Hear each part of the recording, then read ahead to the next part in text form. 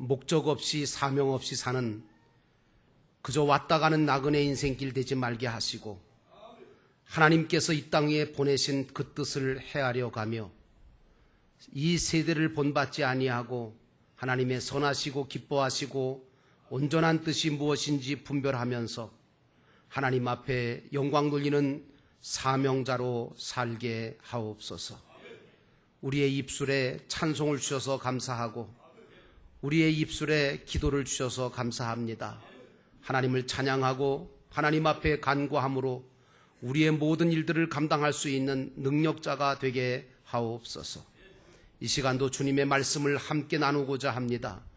주님의 생명의 떡이 되게 도와주시고 주님께서 이 시간 이 말씀을 듣는 자마다 오병이어의 축복을 받게 하셔서 먹고 남음이 있어 많은 사람에게 나누어 줄 수 있는 풍족한 말씀 되게 하옵소서. 예수님의 이름으로 간절히 기도하였사옵나이다. 아멘. 기독교의 신앙은요, 성경 66권의 말씀이 다 나에게 주시는 말씀으로 받아서 나를 고쳐가고 나를 변화시켜가는 것이 기독교 신앙입니다. 그러므로 여러분들이 은혜를 받았다라고 말씀하시는데, 은혜를 받았다는 것은 깨닫는 것으로 끝나는 것은 은혜 받은 것이 아니라 진짜 은혜는 자기 자신을 고치는 것이 은혜인 줄로 믿습니다.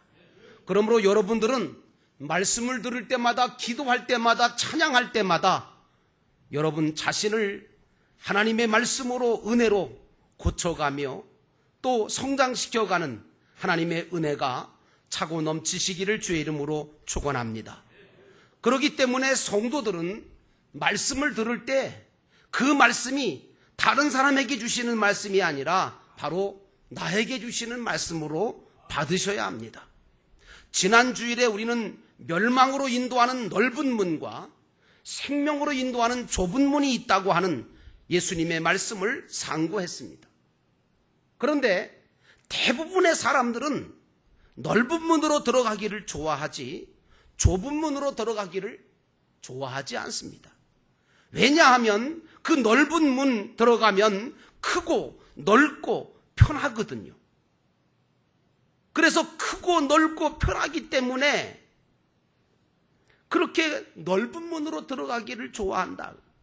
하지만 오늘 예수님께서는 또 한 가지 이유를 말씀하고 있는데, 사람들이 그 왜 넓은 길로 넓은 문으로 들어가느냐 하면 거짓 선지자들에게 속아서 그 문을 들어간다고, 멸망의 문을 들어간다고 예수님이 말씀하시면서 오늘 본문에 거짓 선지자를 삼가라 라고 말씀을 하고 계시는 것입니다. 그러면서 예수님께서는 그 거짓 선지자들의 모습을 뭐라고 표현하는가 하면, 양의 옷을 입고 너희에게 나아오지만 속에는, 겉에는 그렇지만 속에는 이리와 같다라고 말씀을 하시면서 그들의 열매를 보고 그들을 알 수 있다라고 말씀하셨습니다. 오늘 예수님은 거짓 선지자의 두 가지 속성을 말씀해 주고 계시는데, 첫째는 거짓 선지자는 위장을 잘한다는 거예요.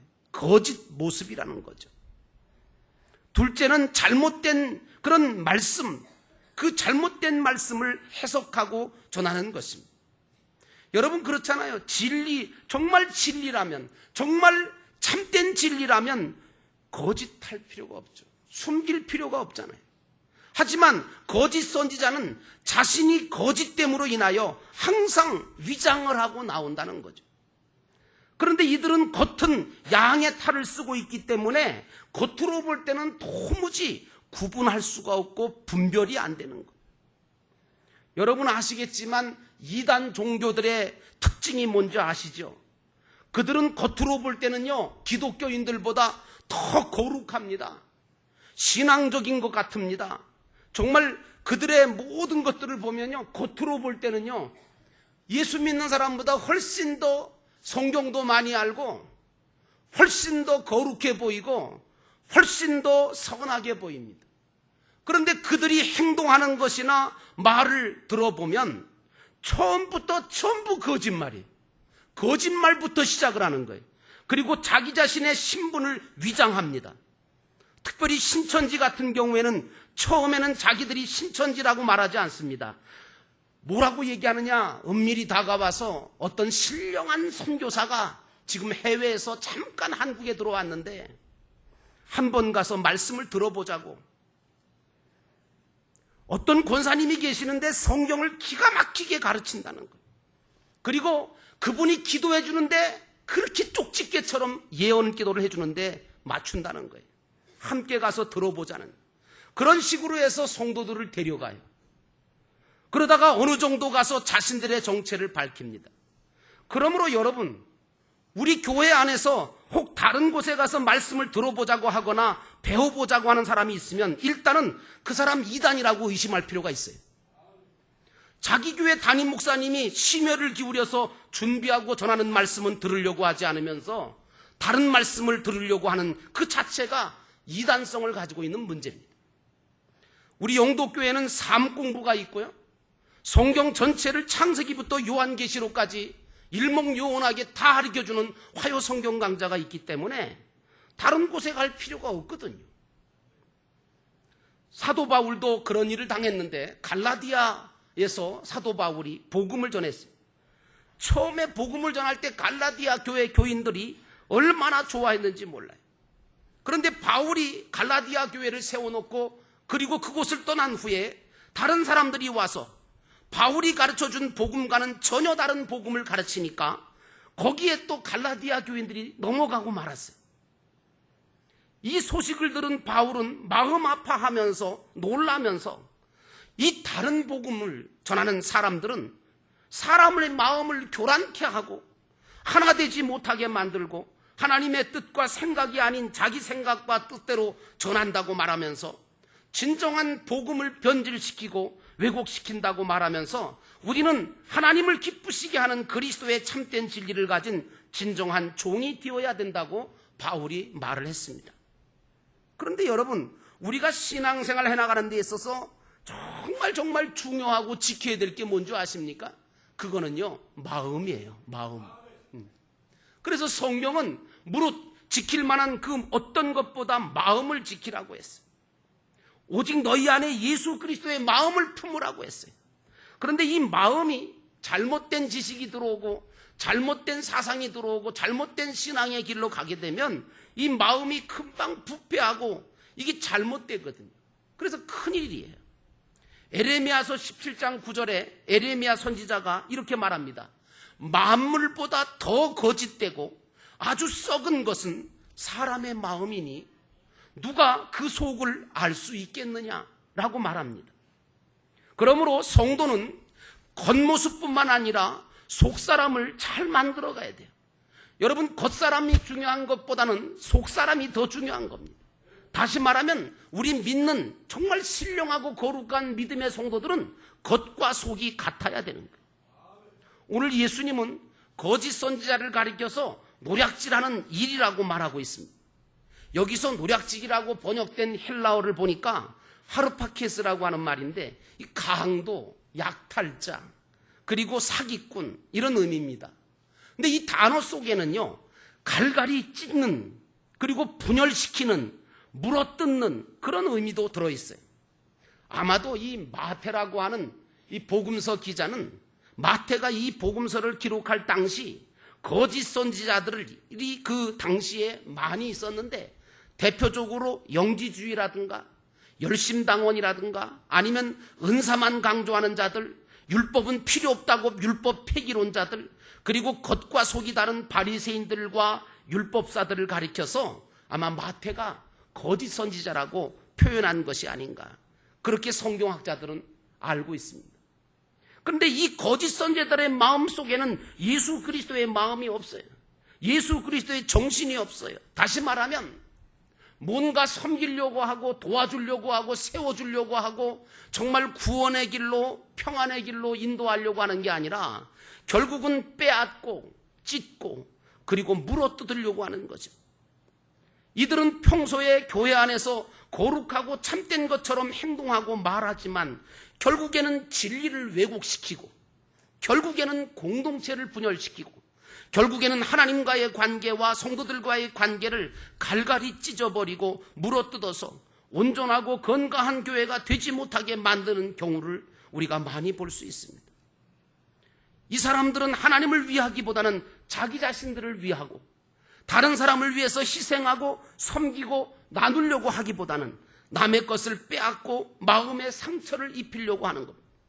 무엇보다도 주님은 오늘 이런 거짓 선지자들에 대해서 선한 열매가 없다고 말씀하고 있습니다. 그래서 예수님은 16절에 이런 말씀하세요. 그의 열매로 그들을 알지니 가시나무에서 포도를 또는 엉겅퀴에서 무화과를 딸 수 있겠느냐, 그렇게 말씀하고 있어요. 오늘 사실은 이런 거짓 선지자에 대해서 말씀을 드리니까 나는 아니겠지. 여러분, 아까 제가 서두에 말씀드렸죠. 하나님의 말씀을 들을 때 우리들은 그 말씀이 바로 나에게 주시는 말씀으로, 나를 가리키는 말씀으로 받아야 된다고 말씀드렸습니다.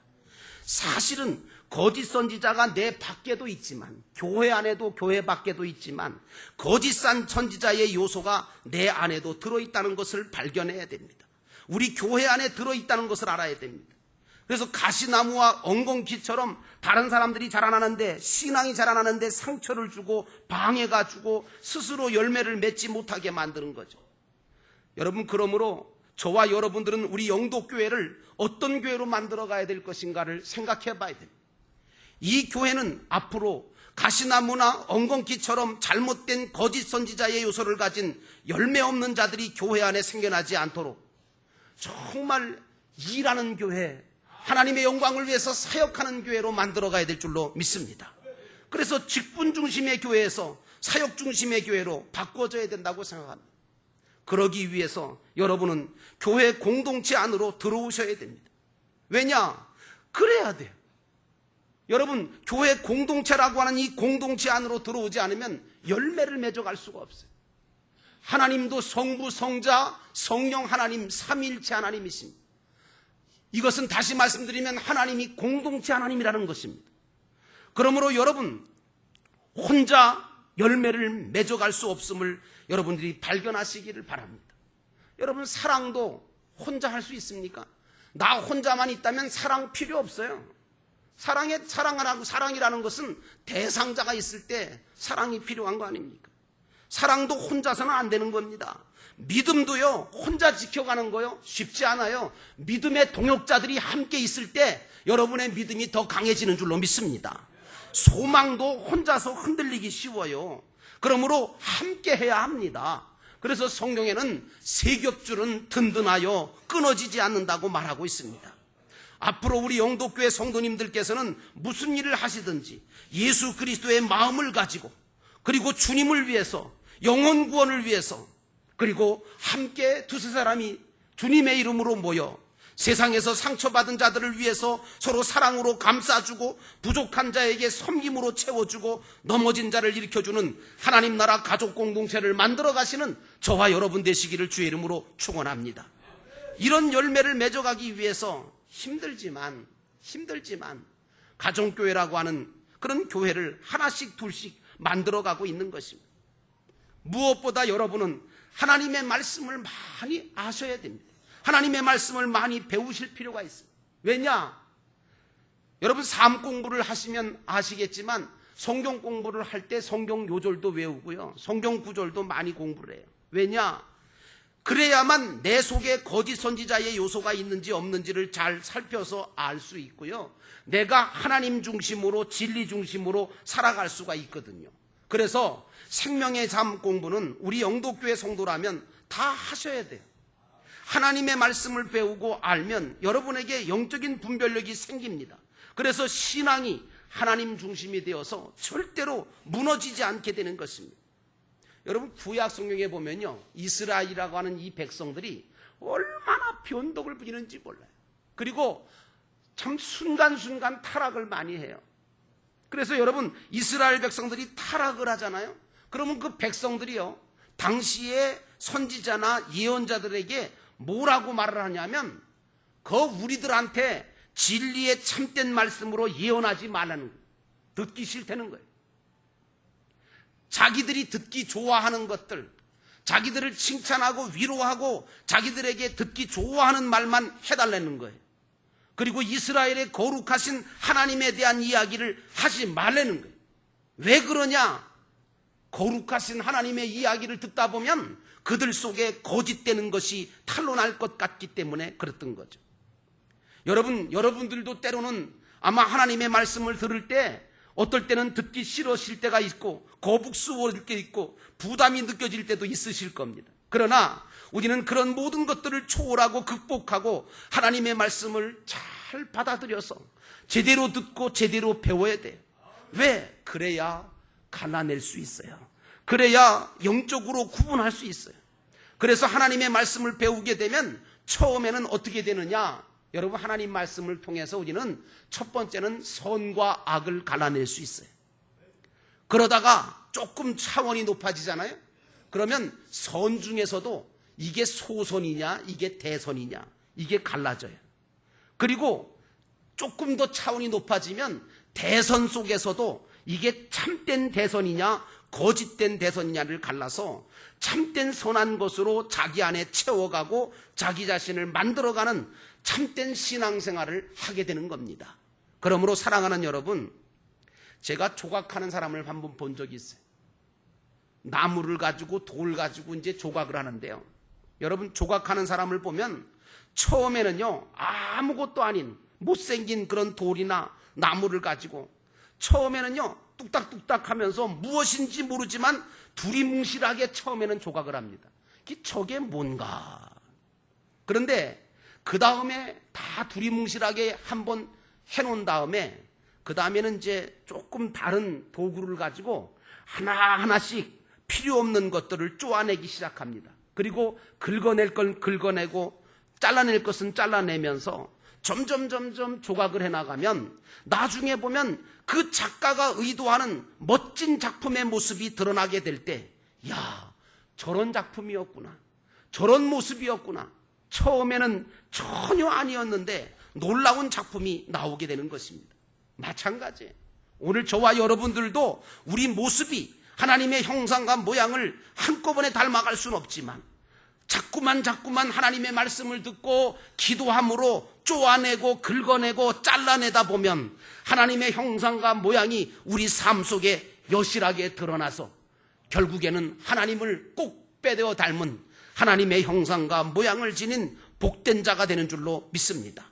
그러니까 여러분들은요, 한번 쪼아내고 하나님을 쳐다보고 또 한 번 긁어내고 예수님 쳐다보고 그리고 나를 고쳐나갈 때 하나님이 정말 바라시고 기뻐하시는 모습이 드러나게 된다는 사실을 꼭 기억하시기를 주의 이름으로 축원합니다. 오늘 나라고 하는 나를 온전하게 세울 수 있는 방법은 오직 진리의 말씀밖에는 없습니다. 요즘 한국 사회가 이혼율도 높아지고 자살률도 높아지고 가정도 무너지고 관계도 끊어지고 모든 공동체가 무너져가고 있습니다. 이런 현실 속에서 과연 우리 기독교는 어떻게 해야 살아남을 것인가? 이 중대한 일이에요. 그것은 바로 하나님의 말씀으로 돌아가야 돼. 하나님의 말씀이 기본이 되고 기초가 돼서 그 튼튼하게 만들어서 그 말씀으로 나 자신을 온전하고 깨끗하게 함으로 주님이 원하시고 기뻐하시는 열매를 맺는 복된 자가 될 때 이 세상이 어떻게 변하든지 간에 상관없이 하나님 앞에 영광 돌리는 멋진 인생을 살게 되는 줄로 믿습니다. 그러므로 이렇게 되기 위해서는 하나님의 말씀이 아니고는 불가능합니다. 여러분 생각해 보세요. 세상의 정치가 사람을 바꿉니까? 바꾸긴요, 못되게 만들지 않으면 다행이죠. 물질은요, 여러분 지금은 민주주의도 없고 공산주의도 없어요. 뭐밖에 없느냐? 자본주의밖에 없습니다. 자본주의가 뭔지 아십니까? 돈이면 다다 그럽니다. 돈이면 모든 것을 할 수 있다고 생각하는 거예요.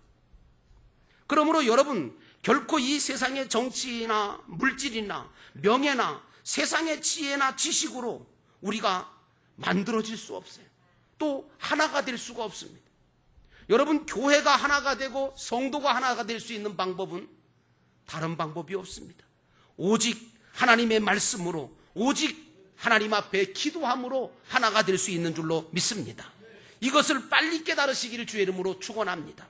왜 우리가 자꾸 이 작은 모임을 만들어서 왜 같이 모이라고 할까? 귀찮은데. 여러분, 그것은 뭐냐? 그 모임 속에서 우리가 말씀을 가지고 함께 나누고 함께 기도할 때 여기에서 하나님의 형상과 모양이 회복되어지는 줄로 믿습니다. 그리고 하나가 되는 역사가 일어나는 줄로 믿습니다. 이것이 우리를 하나 되게 만들고 거룩하게 만들 수 있고 온갖 것을 치유하고 회복시키는 성령의 역사를 일으킬 수 있는 가장 강력한 도구인 것입니다. 이제 저와 여러분은 평생도록 강도짓만 하다가 낙원에만 가는 불쌍한 구원만 받는 자가 되면 안 됩니다. 주님 앞에 섰을 때 정말 잘했다, 착하고 충성된 종아 하시며 칭찬과 상급과 면류관을 받도록 여러분의 삶을 복되게 살아가시기를 축원합니다. 예수님 한편에서 구원받은 한 강도는 일생 동안 양의 탈을 쓰고 속은 굶주린 이리처럼 자기 자신만을 위해서 강도짓하면서 자기의 행복을 위해서 남을 불행하게 만들고 남의 것을 빼앗으면서 살아온 잘못된 삶의 모델입니다. 오늘 우리가 예수 믿는 목적이 단지 세상에서 잘 살기 위한 목적이 아니지 않습니까? 여러분, 예수 믿는 목적이 단지 세상에서 잘 살고 출세하고 성공하고 승리하려고 예수 믿는다면 그보다 불쌍한 사람 없습니다. 우리는 그런 것 때문에 예수 믿는 거가 아닙니다. 예수 믿다 보니까 잘 되기도 하고 출세도 하고 성공도 하고 승리하는 건 괜찮아요. 그런데 예수 믿는 목적 자체가 그것이 되면 안 됩니다. 여러분, 오늘 우리들은 정말 하나님께서 기뻐하시는 그런 선한 선지자의 삶을 살아야 될 줄로 믿습니다. 그러므로 양의 탈을 쓰고 속은 굶주린 이리같이 사는 삶, 강도 같은 삶을 살아서는 안 됩니다. 이제 여러분의 삶이 이기주의적인 삶이 아니라 이타주의적인 주님의 삶이 되시기를 주의 이름으로 축원합니다. 그러므로 이제부터는 여러분들은 사명을 가져야 됩니다. 오늘도 성가대가 사명이라는 찬양을 협연해 주셨는데 정말 사명이 뭘까요? 그것은 주님을 따라가는 것. 주님처럼 섬기고 주님처럼 나누고 주님처럼 영혼 구원을 위해서 자기 자신을 희생할 수 있는 그런 삶을 사는 것이 사명의 삶인 줄로 믿습니다. 이제 여러분들은 성경을 통해서 참된 길과 생명과 진리를 몸소 발견하고 실천하셔서 거짓 선지자로 살지 말고 참된 선지자로 예수 그리스도를 본받아 살아가심으로 참된 진리의 길, 생명의 길, 좁은 길을 걸어가심으로 하나님 앞에 섰을 때 부끄럽지 않은 모습으로 영광스러운 모습으로 다 서게 되시기를 주님의 이름으로 축원합니다. 우리 기도하시겠습니다. 다 함께 말씀을 기억하면서 함께 하나님 앞에 고백하며 기도하겠습니다. 하나님, 오늘 저희들이 거짓 선지자의 삶을 살지 않게 하옵소서. 또 거짓 선지자처럼 거짓 선지자에게 넘어가는 자가 되지 말게 하시고 정말 바른 길, 진리의 길, 하나님께서 기뻐하시는 그런 길로 걸어가기에 부족함이 없는 저희들 되게 하옵소서. 오늘 이 시간 하나님, 우리가 진리의 빛 가운데 걸어가게 하옵소서. 오늘 이 시간 우리 함께 통성으로 잠깐 동안 기도하겠습니다.